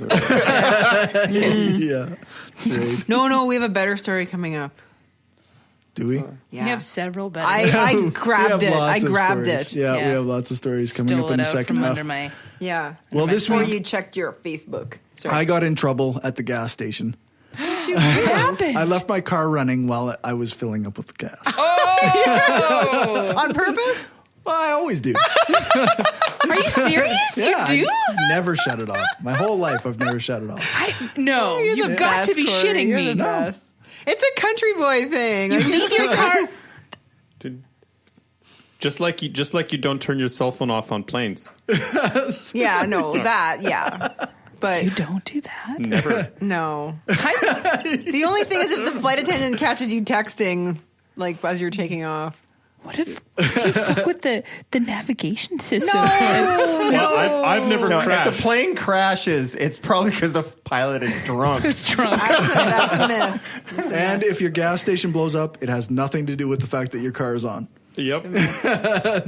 I'm sorry. I'm a little bit surprised. I can't believe that. Break out of the bubble. Break out of the bubble. Well, she was quite adamant that I needed to shut my vehicle off. So was it a pay, like a we serve kind of thing, or No, you pay at the pump with your Okay. card, and I was mostly filled up. And she came by filling up the paper towels, and she said, your car's should be off. You could blow up the entire gas bar. And I paused for a second. I thought, how badly do I want to get into an argument right this second? And I said, okay. And I went and I shut off my car. wow? Look at the anarchist backing down. Well, you got to weigh your choices there. Pick your battles. Just fucking with you. No, I genuinely considered saying, that's not a real thing. Like, that's total horseshit. But It's funny. What? I never heard the him static charge from the cell phone isn't the chance for I blowing gotta shit up. start fucking leaving my car. I always turn it off in the winter. My fucking kids freezing in the car. I'm such an idiot. Haven't you never seen shut it off. Zoolander? I'm an idiot. I try not to. No. I was like horrified the other day when I was at the gas station filling up gas and somebody lit their cigarette like right beside now the that's pump. That does dangerous. seem stupid. That's dangerous. That was is very like, stupid. I was inside. But then again, once thankfully, again, how many country people are like, I'm just that's filling true. up. I work in the oil field, right? And you talk to some of these old oil field guys, and they say, "Oh, we used to stand over top of the tanks with our cigarette hanging out of our mouth." Yeah, that's also why the old school riggers also have what they call the rigger wave. Where they're missing fingers. That's right. But apparently cigarettes don't ignite gas. Like you can actually just put it out in gasoline. Yeah, that's true. Like the lighter will, but Yeah. as just smoking, you can put it out in gasoline. No, it's the fumes. The Right? fumes So that'll it's the go fumes up. above the gasoline, yeah. But yeah. the cigarette, cigarette doesn't have enough spark. Yeah. Yeah, It's always the flame from the lighter that will do it. I'll let you people experiment with that. I mean, isn't how many tens or dozens of people a year kill themselves? They're are on oxygen and they smoke when they're on oxygen. Oxygen's different. Yes. Oxygen's a massive accelerant. So yeah. Just saying. People do stupid shit all the time. Yes. Yes. So the big crazy warning signs they have then at the gas stations is all bullshit. Yeah. It's all pseudoscience. Yes. In fact, the cell phone thing, because the cell phone thing is a really big deal at most of the gas stations. It is. But it's been debunked so many times that it's essentially not even close to a fact. Like, you can't even prove that it happens. Wow. The more likely thing is probably the static spark from your finger. If you would do it like right into the gas and thing, that might. Yeah. But if you go on carpet with your sock feet. Yeah. And then Yeah. Like if you actually, but sitting in a car builds a static charge, right? And if you don't grab the outside of your door or whatever when you're getting out, then you'll still have that static charge. It doesn't release. It probably started from that guy in the 70s. I'm fucking scared to pump gas. It started from that guy with the shaggin' wagon with the shag carpeting in his van, and he blew up once. Right. That's where it came from. He blew up once. Blew up once. Well, that one guy. That one guy. Yeah. Wrecked it for the rest of us. Thanks, shaggin' wagon guy. Yeah. was that the Dumb and Dumber guy? Yeah. Probably, yeah. Yeah. When he was the most annoying sound in the world. That was essentially my major event for the week. That sparked a conversation there. Yeah. Well, I thought it might because pun intended. Sparked conversation, did it? I was coming home from work and I needed to fill up my gas, and me and Stephanie were going to go out for supper. And when I went to supper, I told Stephanie the story, and she's like, "You don't shut your car off?" And I'm like, I just never of course thought I don't about it. shut my car off. Who shuts their car off? Apparently, people shut their car off. Wow. I didn't know. I never thought of it. Now, it's one of these things you don't question, like, Yeah. and then now that you've done that, I'm like, yeah. Why would I? My kid is freezing. Yeah, you're right. Yeah. Wow. And and he's always like bouncing off the walls in there from hyperactivity from the sugar I give him, Corey. Like, it's just crazy. Sugar high. Okay, that's So that's hyperactive. Somebody him, like, did that. ADD. Used that on the radio today. Oh, no. I was listening to. They had a topic yesterday about kids being anxious, and someone called From in. sugar. She's like, "I'm in high school, and I find that when I have too much sugar, I just can't concentrate, and I get No, that you sugar don't. high." And That's not true. She's confusing sugar with meth. It's a common problem. or even caffeine. Like, that's a totally different thing. well, that's the thing. If you're having Monster stuff, that's caffeine. Red Bull, Yeah. it's caffeine. All right, so You we had a need little some, fun baby. with that. Clearly. And now we can spend 10 minutes talking about how toxic the atheist community is. Oh, Let's do it. We have a story from Vice.com, apparently from the UK. You shared it, eh, Renee? Yeah. Well, it's Vice UK, so Yeah. they have different branches all over the world. So, And this it's called a reminder: internet atheists fucking suck. And I can speak from personal experience, even just this week, that's genuinely true. Like many online atheists, particularly on Twitter, prefer to participate in the cesspool rather than actually discuss things. But I didn't. The writer has a name that could be construed as Middle Eastern, I suppose, or in an area with Islamic traditions or following Islam. And he tells a story about an experience on Twitter, which, like I said, is the literal worst of humanity. So he was told that he was making some jokes, and he was told he was sent some images of Muhammad. I think he actually is an ex-Muslim. If you read it somewhere. Yeah, that's true. Yeah. He was told that if he didn't retweet some images of Muhammad, then he didn't support free speech. So when he didn't, they called him a terrorist and a rapist pedophile. Wow. So that Islamic terrorist, rapist, pedophile. Yeah. So that seemed to escalate rather quickly. Yes. And this is apparently why many people, or this person in particular, have chosen to leave the atheist online community and not participate. So, I mean, without getting too far into the points, I made a lot of points here, but essentially, just try not to be a shithead. Like, is it really that hard just to not treat people like shit? Like, hashtag don't be a dick. Hashtag don't be a dick. Like, Damn right. Hashtag not all atheists. Yeah, but it seems to be a thing where it's like, if you're going to be on Twitter, you have to be a dick. Well, you only have 140 characters. You have to get to the fucking point.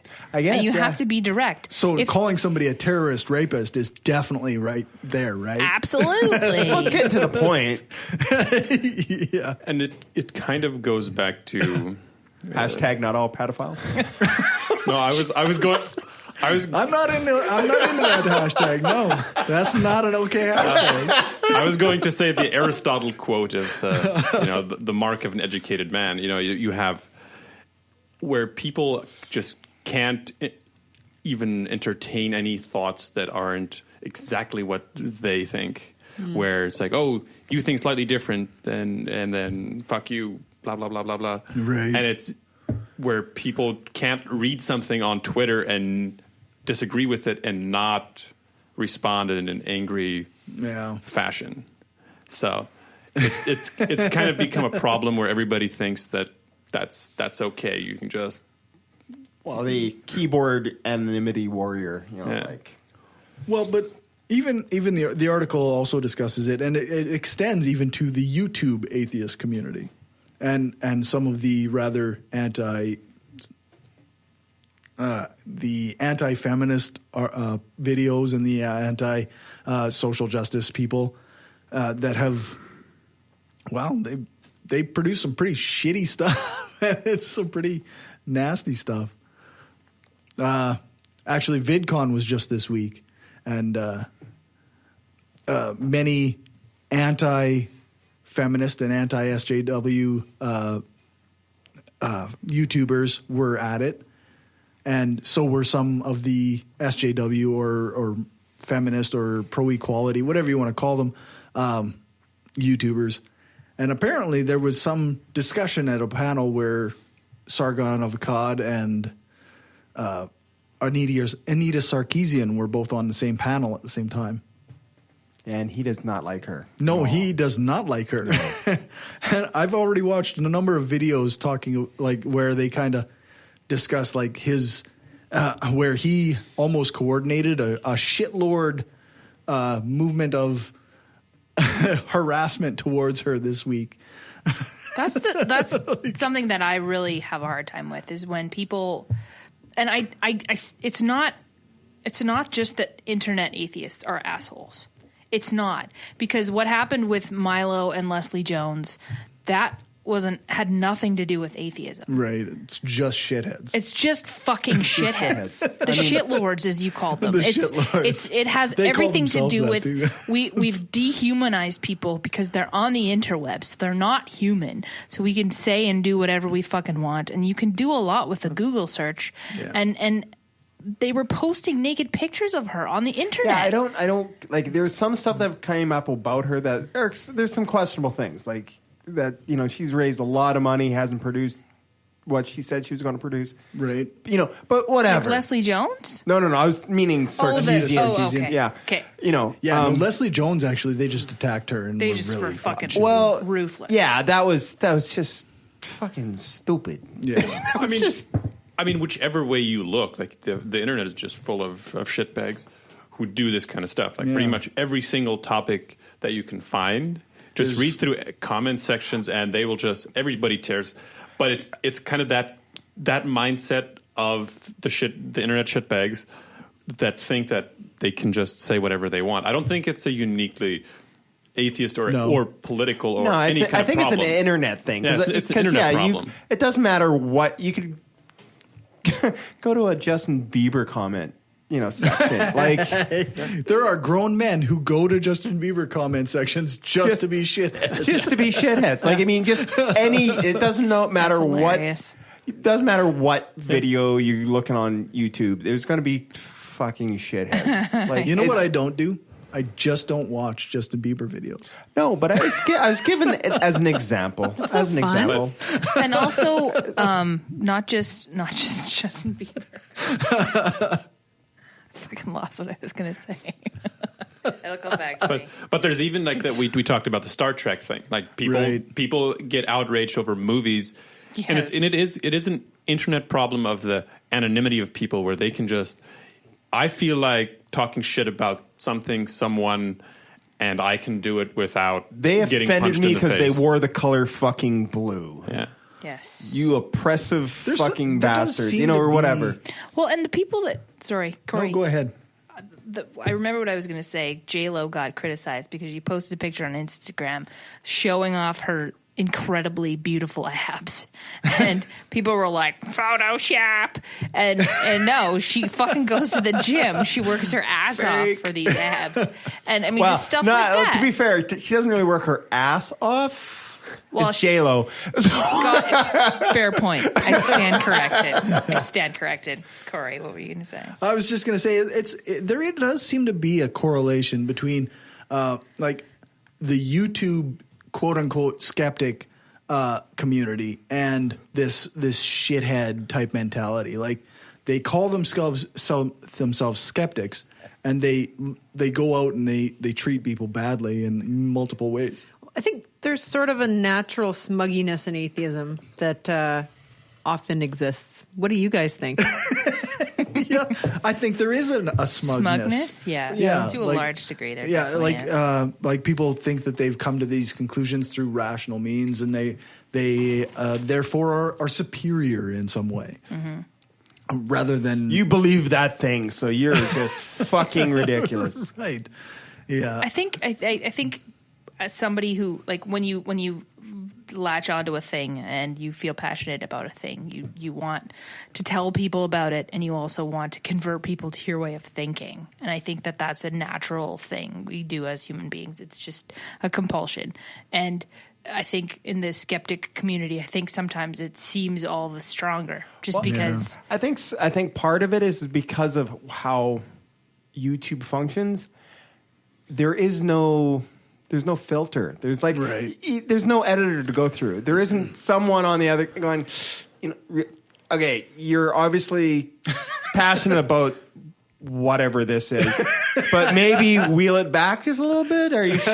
Are you sure you want to call them whatever you're a steaming pile of shit, or whatever, I mean, that's just it. As you record it, boom, onto the net. The thing is also we as society used to determine what was okay and not okay by kind of removing and letting people into our inner circle. And nowadays you don't have that pressure, because let's say before you have all this virtual, videos, right, you don't go into a church or some kind of lecture hall or can you imagine? And then you go in like you're all pieces of shit, You fucking idiots! I can't believe you believe. Could you imagine if a lecture went?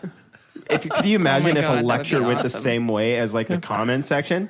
Right. Blah blah blah blah blah blah. First. But that's at the root of the problem. Like where there is no way of holding people accountable, and people, even if somebody angrily responds to them, they don't give a fuck. They're so far removed from the conversation that there's no social accountability to what people are doing. Right. Yes.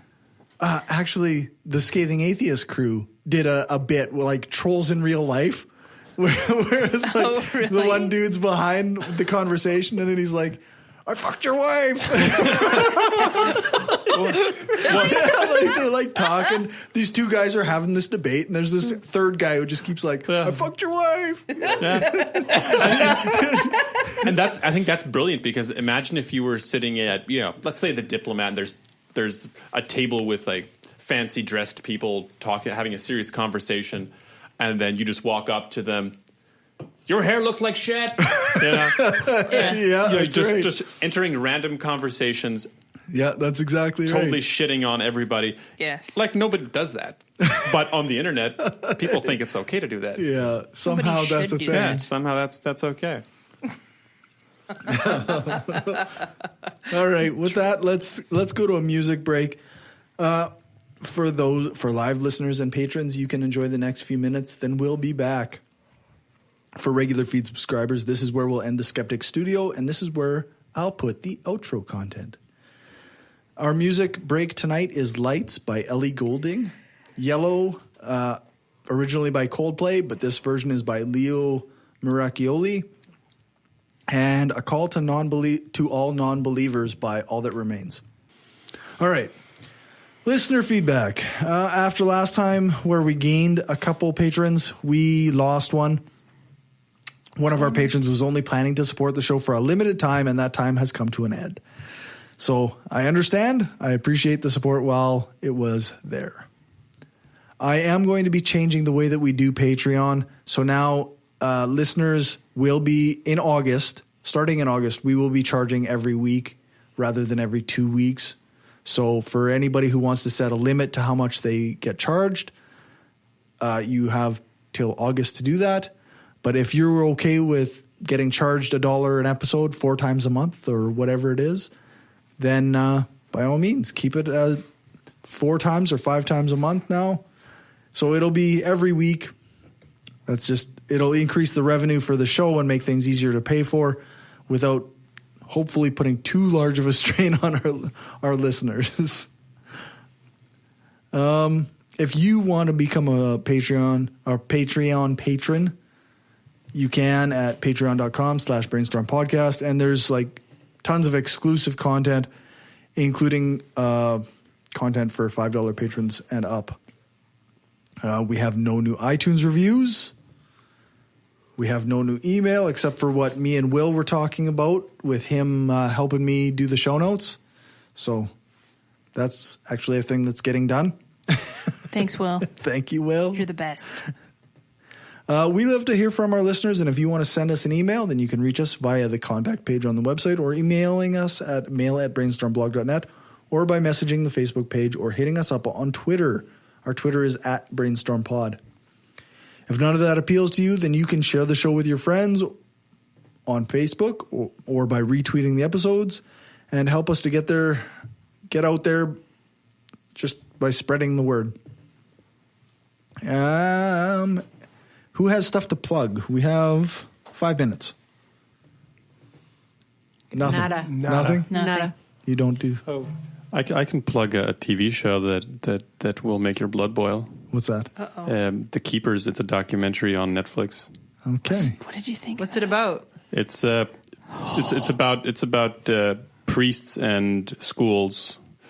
So that put the two together, and it's a series. So it has I don't know, like one season. So there's a bunch of episodes. There's 6 episodes altogether, and they're each about an hour long, and it's riveting. It's absolutely 100% riveting. As much as it's infuriating and heartbreaking. It makes you want to strangle people. Okay. I don't think so. But I think at the same time that it gives you hope. It gives you like, whoa, this is really. I don't know. People are like, it kind of restores your faith in humanity to some degree. Okay. Yeah. Cool. I might actually check that out. You should. Episode 7 of the Hardcore Skeptic Examines just came out. I talked with Ari Stillman about trigger warnings and PTSD. So if you want to learn more about that, then give that a listen. It's at Spreaker.com/show/the Hardcore Skeptic Examines. And I think that's everything. You can check out the show notes at thebrainstormpodcast.com and our website, brainstormblog.net. Thanks to our financial supporters, Will, Lisa, Rob, Aaron, Nathan, Daryl, Marissa, Stephanie, Positively Skeptical, Michael, and Lachlan. You can join us live every second week when we broadcast live on Spreaker. You can find us on Spreaker.com/user/brainstormpodcast. Our next guest is David Madison, author of 10 Tough Problems in Christian. What? I don't know. Typo. Yeah. Thought and belief. That's what it is. 10 Tough Problems in Christian Thought and Belief. A minister turned atheist shows why you should ditch the faith. It's a long title. But that should be interesting. A relatively unknown author to me, but...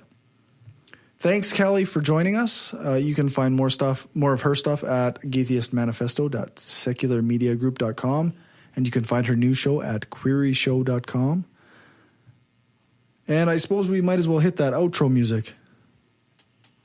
Thanks to Dave for our intro music. Thanks to Alex Capper-Murdoch for doing the voiceover for the intro and some of our ads. And thanks to Jason Camo for our outro music. You can find his stuff over at aloststateofmind.com. All music played is either with permission or under the SOCAN license to play. For more information on SOCAN, you can check out the music license info page on our website, brainstormblog.net. I think that's everything. So give us a rating, a thumbs up, or a fave on your favorite podcatcher. Share the show, spread the word. Thanks for listening, and remember, the truth matters. This is an opinion-based podcast. Each person on the podcast is responsible for their own opinions, and those opinions don't necessarily reflect the views of the rest of the panel. Any guests or anyone associated with the people on the podcast, such as spouses, partners, children, other family members, friends, or employers. No one person speaks for the podcast with the possible exception of Corey, and he doesn't speak for anyone else on the show. The Brainstorm podcast does not represent the views of our sponsors. We just wanted to say thanks to everyone who listens to us, shares the show, gives us a rating on iTunes or Stitcher, or supports us through Patreon and Gumroad. We don't have a lot of interaction sometimes with our listeners, but what we have had proves that we attract some of the best people around. Smart, kind, and cool. An audience truly worthy of the titles hardcore and woo-free. Thanks for helping us make the world a smarter place.